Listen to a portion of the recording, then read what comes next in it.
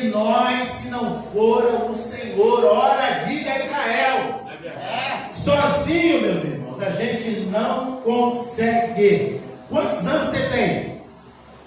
Hein? Fala aí a sua idade. Quantos anos você tem? Quantos anos você tem? Esse tempo, Deus tem cuidado de você. Quem pode aplaudir o Senhor nessa noite? Pelo cuidado de Deus.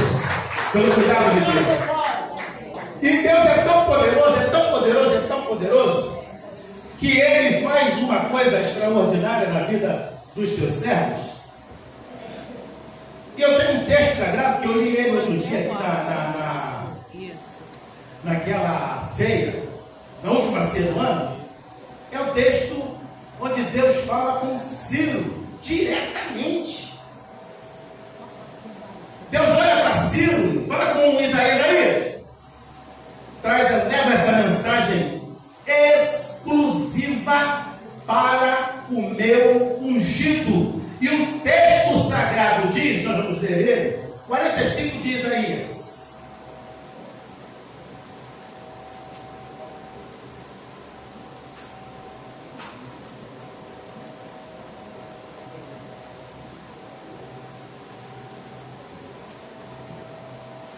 Diz assim, 45 de Isaías: assim diz o Senhor ao seu ungido, Ciro, a quem tomo pela sua mão direita, para abater as nações diante da sua face. Eu soltarei os lomos dos reis, para abrir diante dele as portas, e as portas não se fecharão. Aleluia. Olha o que mais a Bíblia diz. Eu, é Deus falando, irei adiante de ti e endireitarei os seus caminhos tortos. Olha agora. Quebrarei as portas de bronze. Aleluia. E despedaçarei os ferrolhos de ferro. Quantos podem adorar a Deus essa noite por essa palavra? Essa mensagem é para Ciro. E quero pôr um tema nessa mensagem essa noite. Você vai ficar assim, meu Deus, o tema é esse? É. O tema da mensagem, vamos falar com a ajuda de Deus no seu santo, bendito e maravilhoso Espírito, usando o tema dessa mensagem, Ciro 2, o grande, o ungido de Deus. Aleluia. Como é, aí você vai estar me analisando, dizendo o seguinte: como é que pode Deus ungir o ímpio? Como é que Deus vai ungir um cara que não tem nenhum, eu não vou dizer temor, mas o temor está fora, o temor Ciro tinha. Tanto é que a Bíblia diz. Mas como é que Deus vai usar um cara para restabelecer o seu povo, se o camarada não é crente, não aceitou Jesus? Hoje, não é crente, não aceitou Jesus, como é que pode? Pode. Deus tem os seus meios para nos abençoar. Ciro 2, o grande, não é descrito como um rei temente a Deus, no sentido escrito na tradução judaico-cristã, como eu já disse para vocês. Mas Ciro grande é conhecido por sua tolerância religiosa e respeito pelas crenças dos povos conquistados. Teve um tempo que Nabucodonosor, aliás, o rei Dário, ele tomou Israel de assalto, levou cativo lá para a Babilônia, e chega antes de Nabucodonosor, levou cativo para a Babilônia, o rei Dário. Chegando lá, o que aconteceu? Ele submeteu os povos que haviam sido levados cativos, submeteu ao governo religioso dele. Não bastava pura e simplesmente ele submeter o povo à escravidão, a serviço forçado. O rei Dário fez isso, mas o rei Ciro II, o grande, esse não. adorar a Deus, ele permitia adore a Deus. Pode adorar o Senhor. O povo queria bendizer ao Senhor, o povo queria olhar para as montanhas e engrandecer ao Rei dos Reis e Senhor dos Senhores, mesmo o povo escravizado, ele permitia, eram escravos, tinham que trabalhar dia e noite e dia, e ter um pouquinho de descanso e voltar ao trabalho. Mas, e Nabucodonosor fez isso várias vezes. Eu me lembro de Antíoco Epífanes. Eu outro dia falei até uma coisa aqui que não é verdade. Eu perguntei aos universitários, eles me disseram o seguinte: outro dia eu disse que Antíoco Epífanes foi um rei, que eu disse que ele chegou no templo de Jerusalém, abria a barriga das mulheres, tirava os seus fetos, os nenéns, e colocava lá dentro gatos. Mas essa é uma mentira, é um engodo. Mas o Antíoco Epífanes, ele fez uma coisa que é mais problemática do que essa. O quê? Ele entrou no templo, matou o porco, fez a arruaça, jogou o sangue dos porcos dentro do altar do Senhor.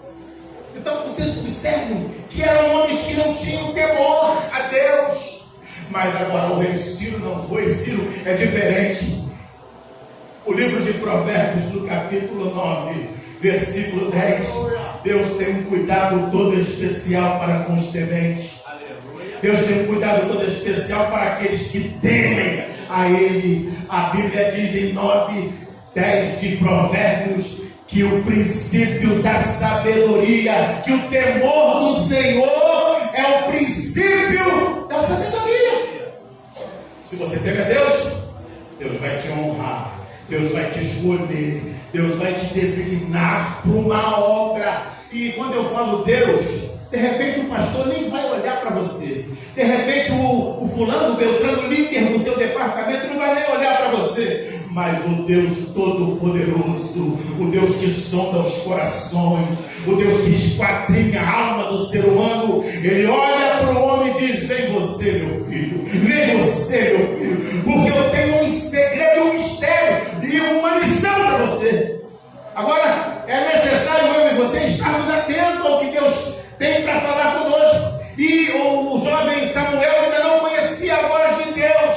Quando Deus chamou ele por 3 vezes, aí quando ele percebeu que era o chamado de Deus, chamou ele e disse: olha, Samuel, quando essa voz te gritar novamente, diga: Senhor, eis-me aqui, envia-me a mim. Estamos iniciando o ano de 2026. O momento é de salvação de vidas. O projeto desse ano da nossa igreja matriz e de todo o nosso campo de trabalho é o ano da colheita. Mas o que você plantou para você colher? Se você plantou alguma coisa, você vai colher alguma coisa. Se você não plantou, você não terá colheita. Se você, Paulo disse que ele plantou, Apolo cuidou, mas Deus deu o crescimento. Você plantou? Não. Teve alguém para preparar? Se não tinha plantação, não tinha ninguém para cuidar. Então não tem galardão, então não tem bênção, então não tem vitória, então não tem colheita. Mas se eu plantei, se Apolo cuidou, Deus vai dar o crescimento e não tem conversa. É Deus que faz a obra e Deus não é injusto. Deus, quando olha para o coração do homem temente, Ele diz: esse é meu servo. Veja Davi. No primeiro momento, quando Davi foi escolhido rei, veio o escuridão. Samuel: Senhor, pela característica de Saul, o rei é esse aí. Não é esse aí não, Samuel. Pode voltar com ele. Não, deixa ele aqui. A mesa está preparada já, mas nós só vamos nos assentar a ela quando o escolhido estiver presente. E eu quero dizer uma coisa para você esta noite: o escolhido de Deus, Jesus Cristo, está aqui esta noite, e eu posso me alimentar, eu já posso me assentar na mesa para comer com Ele nesta noite aqui. Meu segundo irmão,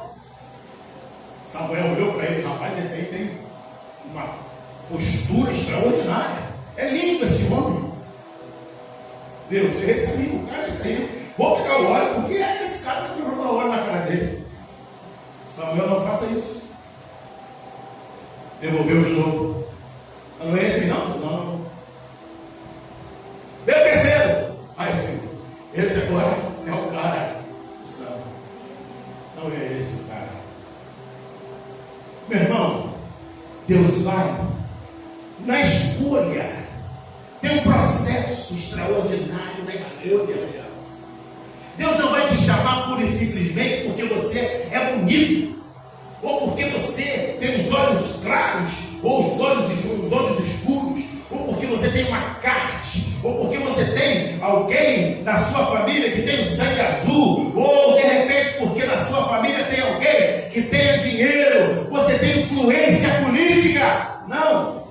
Deus rejeita tudo isso porque quem exalta e quem abate é Deus. Então ele não se preocupa com isso. Mas quando Davi chega na mesa, diz: agora sim, Samuel, podemos nos assentar na mesa, porque o escolhido está aqui entre nós já. Olha, eu faço votos, oxalá que todos aqui sejam escolhidos por Deus para fazer a sua obra. E eu quero te dizer que cada um de nós somos escolhidos para fazer a sua obra. Essa mensagem, com um contexto, ele é um contexto, uma retórica histórica bem antiga, mas ela é atual para os nossos dias. Jesus nos chamou, no capítulo de Lucas, lá no capítulo 24. Lucas não estava lá entre os discípulos, mas ele recebeu a orientação direitinha, falaram com ele e ele escreveu. Sabe o que ele escreveu? Ele escreveu o que Jesus disse: olha, ficai porém na cidade de Jerusalém, até que do alto sejais revestidos de poder. E quando vocês receberem o poder, quando vocês receberem a missão, saiam para Samaria, saiam para a Judéia, para até os confins da terra, e leve a palavra de Deus. Você tem uma missão na sua mão, você tem a missão nas suas mãos, e não tem como fugir disso. O princípio do Evangelho é esse: eu fui escolhido e vou fazer a missão, vou. Deus está com você, Deus está contigo. Uma coisa que eu quero salientar nessa noite aqui, eu disse agora há pouco para os irmãos ali do lado que eu vou parar de trabalhar no domingo. O domingo é horrível. E aí, quando para acabar de arrebentar, pastor Hernani, quando eu cheguei em casa, estava a Rose, minha linda dona, e o meu pai. Meu Deus! Aí, meu irmão, não foi mole não. Eu querendo acabar de acertar a mensagem, eu falei: eu vou trabalhar, mas eu vou preparar finalzinho para escrever, acabar de ajeitar a mensagem no tablet. E aí, como é que dá? Não dá. Era 10 para as 5. Eu estava e não consegui realizar. Mas eu quero que vocês atentem que quando Ciro recebeu a missão, Deus já estava chateado com Nabucodonosor. Deus já estava irritado com Nabucodonosor. Deus não aguentava mais Nabucodonosor. Por quê? Nabucodonosor escrachava o seu povo. Quando Nabucodonosor chegava, ele destronava Deus, arrebentava, cortava a perna, cortava braço, dilacerava as pessoas. Então Deus olhava para aquilo e eu posso destruir esse cara com nada. Mas Deus olha para aquela situação e diz que podia destruir aquele cara, mas Deus, ele é misericordioso. A hora desse cara vai chegar. Deus sempre falava, e Daniel profetizou, Zacarias profetizou, 526 anos antes de Cristo, Isaías recebe essa mensagem. Antes de Cristo, 529 anos, Isaías recebe essa mensagem e manda para Ciro. E agora, não é mole não. Ciro vai enfrentar uma batalha épica. Tanto é que a batalha é tão violenta, foi tão dilacerável, que é contada até hoje. Não é isso, pastor Wilson? A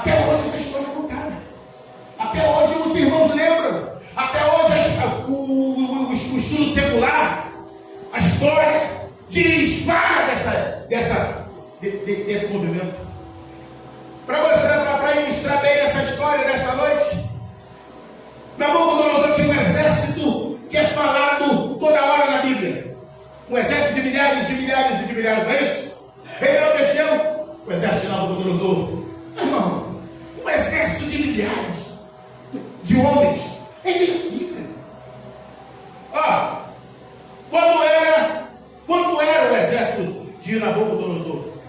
Um exército estimado de dezenas de milhares de soldados. Os registros históricos relatam quando na tomada de Jerusalém, o exército era tão grande,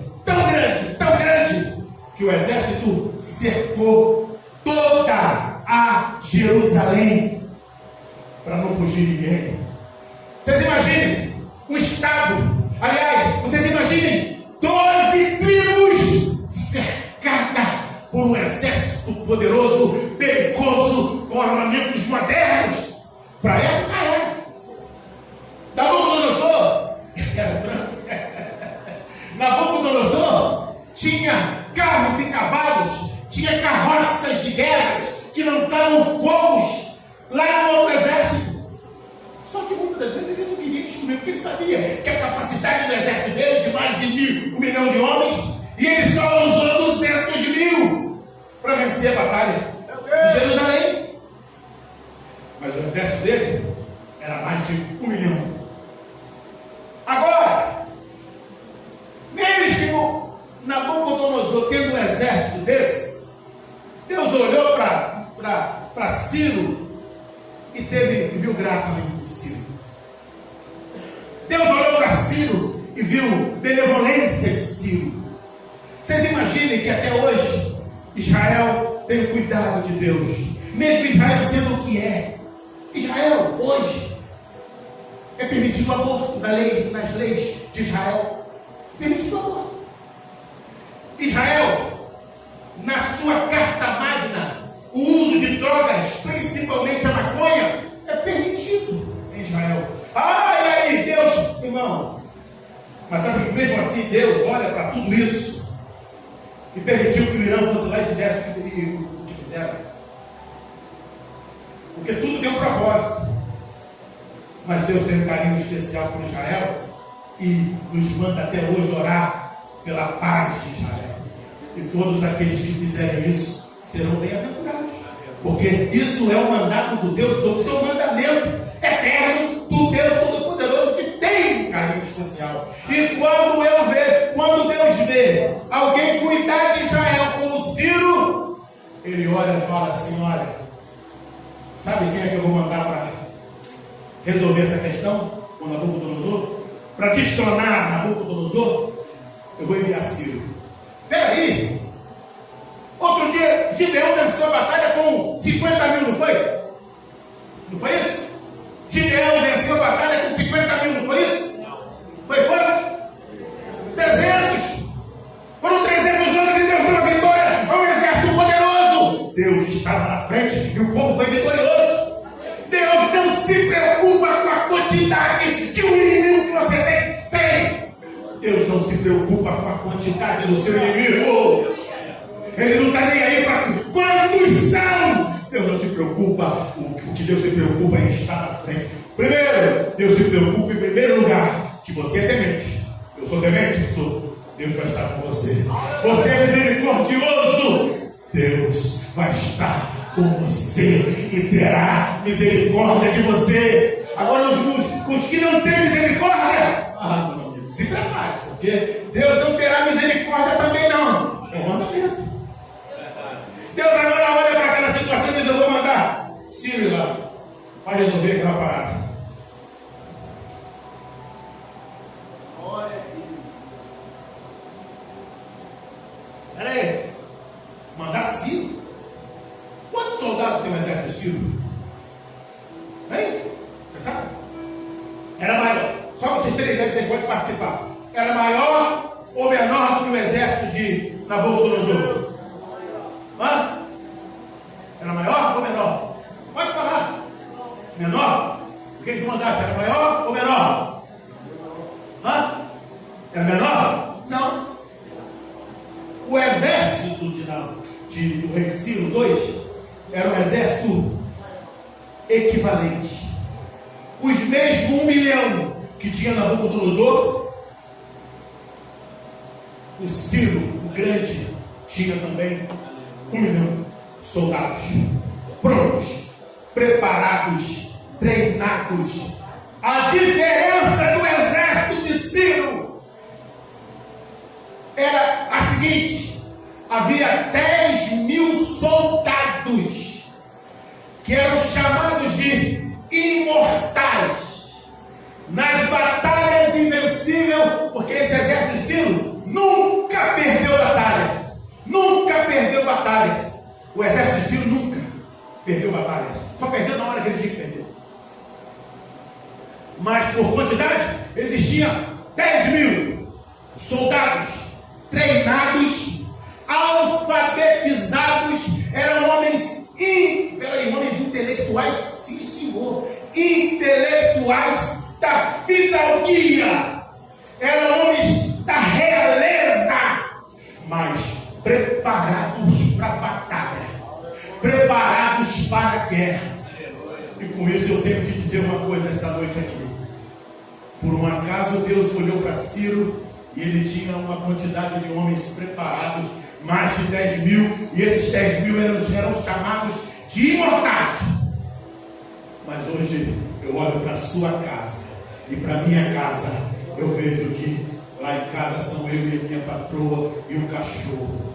E pode vir quem quiser vir. Nós estamos com os nossos joelhos prostrados, nós estamos orando a Deus, e eu tenho certeza que da mesma forma a sua casa também está blindada e pode se levantar o Nabucodonosor que quiser, que ele vai cair. Em nome de Jesus, vamos crer nessa palavra. Eu creio que uma posse mesmo, porque eu não tenho nenhuma condição de falar isso aqui. Só estou falando porque Deus já não é de hoje, está falando comigo, meu filho. Agora na última hora, já tem aqui no tablet tem mais 8 mensagens. Está prontinho. Eu falei, vamos mudar isso aqui, meu irmão, porque não dá tempo de passar tudo para lá. Mas aí Deus, o Todo-Poderoso, o Deus da missão, disse, não, essa mesmo. Usa a agenda, usa a Bíblia, usa o tablet, usa. O que você tiver na mão para você fazer, o que você tiver na sua mão para fazer, faça. Use.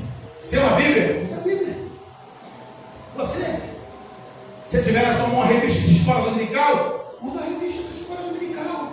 Mas vai para a escola dominical também. Não é? Porque Deus vai dar a condição que você tiver. Ciro, e tinha mais. Esses 10.000 homens eram 1 milhão.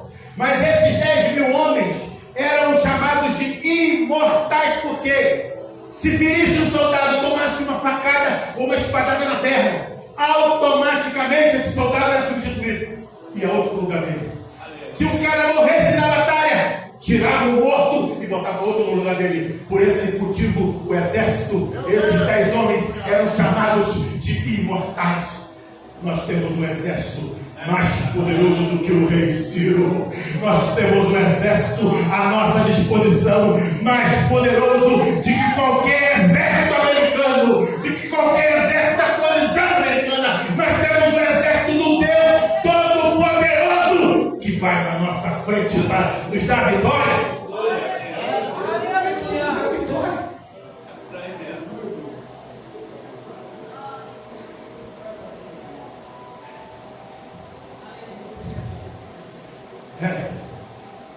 Vou terminar, minha gente.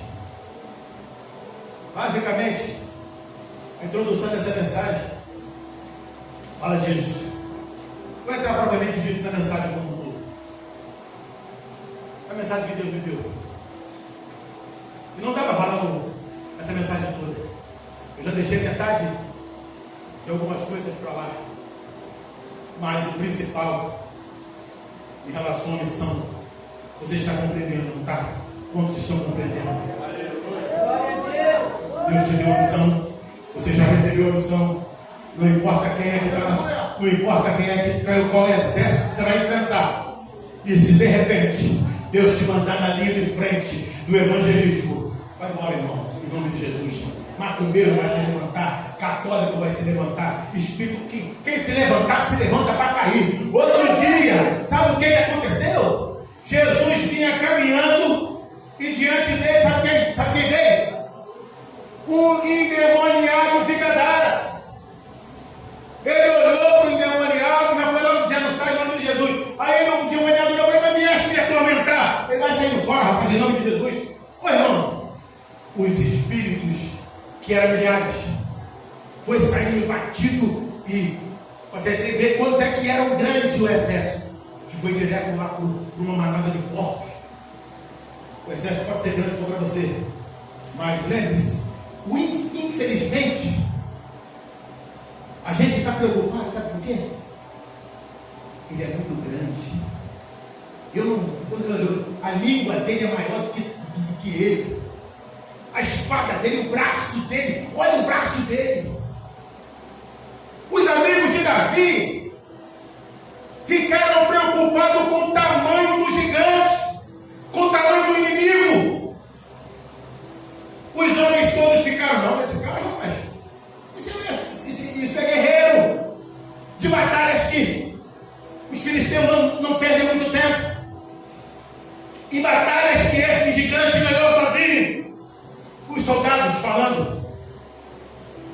A primeira coisa que Davi fez quando ouviu aquilo: mas quem é esse circunciso que veio desafiar o exército de Deus vivo? É disso que eu estou falando. Às vezes a gente se acomoda com o inimigo que vem diante de nós, e com qualquer gritinho a gente está correndo, qualquer coisinha a gente está batendo em retirada. E meu irmão, esse aí não dá para mim não. Dá para você e vai dar para nós, porque primeiro, nós não estamos sozinhos. Nós não estamos sozinhos.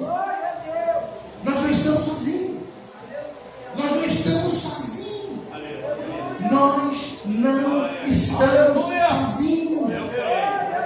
O Deus dos exércitos poderosos está conosco a cada dia para nos ajudar nas batalhas, seja ela qual for. Seja ela qual for. Ele vai dar vitória. Ele vai fazer você passar.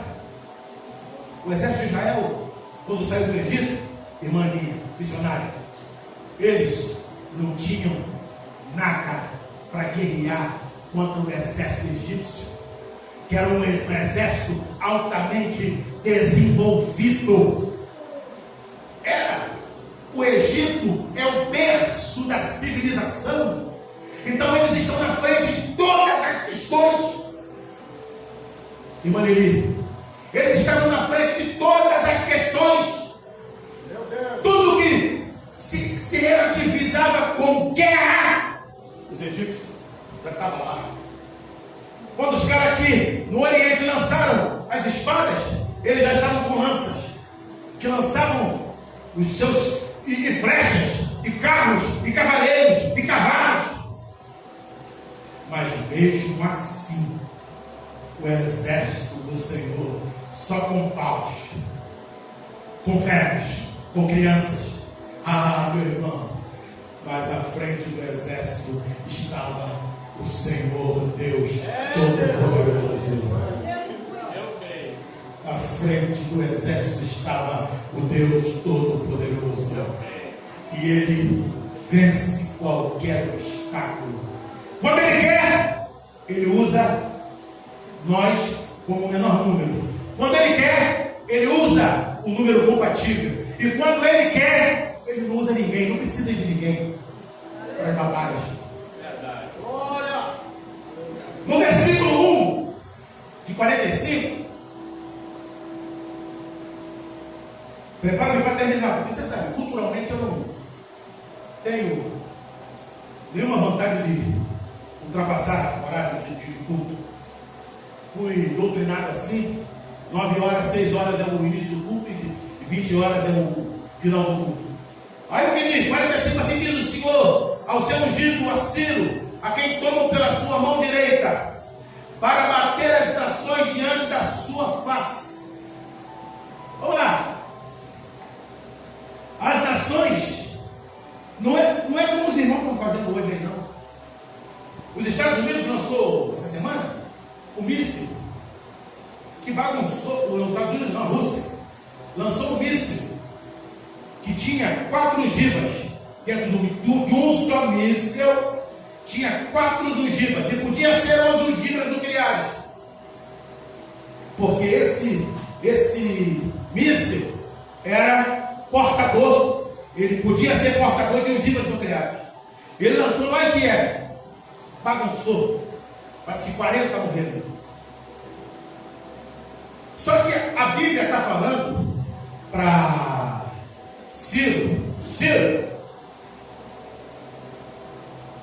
a quem tomo pela sua mão direita para bater as nações diante da sua face. Ele não lançou míssil contra ninguém, não. Deus não foi com ele para ele usar de artimanhas, de artefatos explosivos. Não. Deus não usou, Deus não levantou Ciro para que ele fosse com um avião lançando bomba ali, aqui e acolá. Mas Deus falou com ele: olha, essa batalha vai ser campal e você vai diante e eu aí, e quem me toma pela sua mão direita para abater. O texto não fala que Ciro ia quebrar uma meia dúzia e matar um soldado, o mais poderoso, porque às vezes era assim as batalhas épicas. O cara pegava o outro. Quem é o mais forte aí?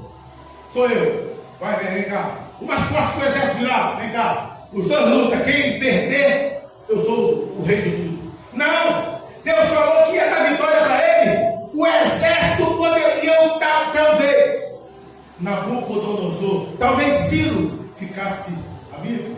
O exército de Nabucodonosor é poderoso. Ele ficou talvez preocupado também. Você sabia disso? Ele sabia que quem dominava o indivíduo, por incrível que pareça, presbítero Damas, o exército que dominava, você sabe, era o exército de Nabucodonosor. Era o exército de Nabucodonosor. Aí Deus dá uma promessa ao homem temente. Deus deu uma promessa ao homem misericordioso para com o seu povo. Olha, você vai lá e você vai arrebentar com tudo, porque eu, para bater as nações diante da tua face, eu soltarei os lombos dos reis. O versículo de número 1 refere-se a Deus enfraquecendo os reis inimigos. Por que Deus deu vitória? Por que tem que ser atribuído a Deus? E Ciro sabia disso, porque Deus ia na frente, enfraquecendo o exército do inimigo. Tomarei os lombos, eu soltarei os lombos dos reis, para abrir diante dele as portas, e as portas não se fecharão. Você imagina quantas vezes você, homem de Deus, mulher de Deus, bate numa porta e a porta está fechada. Bate numa porta e a porta está fechada. E aí você bate nessa porta, está fechada, você, vou voltar, porque a porta está fechada. Eu vou. Está fechada. E às vezes alguém grita do outro lado: não tem vaga não. A porta está fechada. Mas agora o Deus Todo-Poderoso diz para Ciro: pode ir, que as portas vão se abrir e não vai se fechar. A porta vai se abrir e não vai se fechar. Aí tem um texto sagrado que diz que a porta que Deus abre, ninguém fecha. E a porta que Deus fecha, ninguém abre, ninguém abre, ninguém abre, ninguém abre. Irmão, pode crer. Não é crer na minha palavra, não. É crer na palavra de Deus. Aleluia. Aleluia.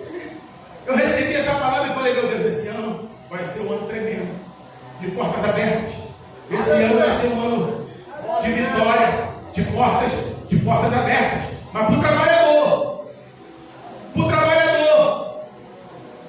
Você não trabalha, espiritualmente falando, não contribui com nada na obra, não faz absolutamente nada no reino de Deus, não tem colheita para você não. Não tem colheita para você não. Infelizmente eu falo com pesar no meu coração, mas não tem. O que tem para quem? Para quem? A colheita é para aquele que? A colheita é para aquele que? A colheita é para aquele que? Para aquele que trabalha. Aleluia. Para aquele que trabalha, Deus vai dar vitória. Ó, Deus podia dar vitória sem, não precisava nem ter necessidade de se unir. Deus podia destronar, matar todo mundo para a coisa. Matar todo mundo. Derrubar todo mundo. Quando o exército chegasse, estava todo mundo caindo por terra. Mas Deus queria que o seu nome fosse glorificado na vida de Sião. Isso refere Deus enfraquecendo os reis inimigos da sua força. Deus enfraquecendo o exército inimigo da sua força. Deus enfraquecendo o exército inimigo da sua força. Às vezes você vem, meu pai já passou por uma experiência dessa. Ele saiu do carro do porto, de madrugada. Eu falei para ele, pai, quando o senhor for sair daí, à tarde, eu me avisa que eu vou resgatar. E ele, teimoso, 77 anos, meu velho, teimoso, vida toda. Pegou um carrinho velho que ele tem um Space Fox, mas usa um cadete. Pegou o cadete escondido e foi embora. Chegando lá, meu amigo, quando chegou a hora dele vir embora, liberaram cedo. Mas que ele estava no mando. E aí ele foi embora. 1h pouco da manhã ele saiu. Quando ele saiu, foi caminhando em direção ao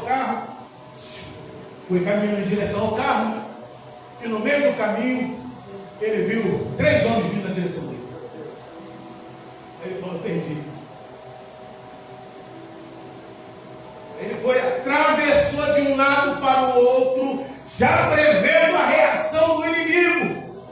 Aí os caras disseram, velho, não corre não, já perdeu. Pegaram ele leva um documento dele escondido, leva no meio da roupa, dentro da roupa. Aí levaram, quebraram o óculos, quebrou a cravícula dele, esbagaçaram ele. Ele, com muita luta, ele conseguiu chegar no carro e ele não sabe como, veio dirigindo com uma mão só, lá do Caju até Belfor Roxo. Eu pensei que o irmão ia contar um livramento. Não, foi um livramento. Foi um livramento que Deus deu a ele. Aí essa hora ele podia estar morto, nós teríamos que enterrá-lo. Mas Deus dá vitória aos seus servos em qualquer situação. É vitória! Tem livramento que a gente não vê, mas teve livramento. Outro dia deram uns tiros na traseira do carro, pá, pá, pá, deu uns 3 tiros. Eu falei, meu amigo, que coisa brava. Lá ali perto da Minópolis, do lado de esquerda da garagem. Aí eu falei, rapaz, deu ruim. Meu Deus! Quando eu cheguei no lugar seguro, parei, olhei o carro. Certo. Não acertaram não. Aleluia. Foi o livramento que Deus deu. Foi o livramento que Deus deu. A bala podia invadir o carro não é blindado. A carro podia furar a carenagem do carro, furar pneu, furar tudo e atingir a gente. Mas há um exército poderoso que está na nossa frente. Há um exército poderoso que está conosco para nos ajudar nas batalhas. E as portas estão abertas diante de nós. Agora tem que produzir. O versículo de 2, isso também destaca o soberano controle divino sobre líderes mundiais. E eu cacei o versículo. Achei no livro de Daniel 2. Às vezes a gente fica preocupado. Eu estou lutando para fulano ganhar a eleição do Brasil, para tirar esse ladrão. Eu estou lutando para botar fulano, para botar cicrano. Mas eu tenho uma palavra para você esta noite, vinda do céu. Você crê que eu vou falar aqui? É do céu para a sua vida. Se preocupa com isso não. Olha o que diz o texto. Daniel, capítulo 2. Ele muda o tempo e as estações. É Ele que muda o tempo e as estações. Presta atenção, irmãos, eu estou terminando. É Ele que muda o tempo. Está quente, de repente está frio. É a ação de Deus. O outono chegou, é a atuação de Deus. O inverno chegou, é Deus agindo, é Deus mudando as estações. É Ele que muda o tempo e as estações. Remove os reis. Está na mão dele, irmão, o controle.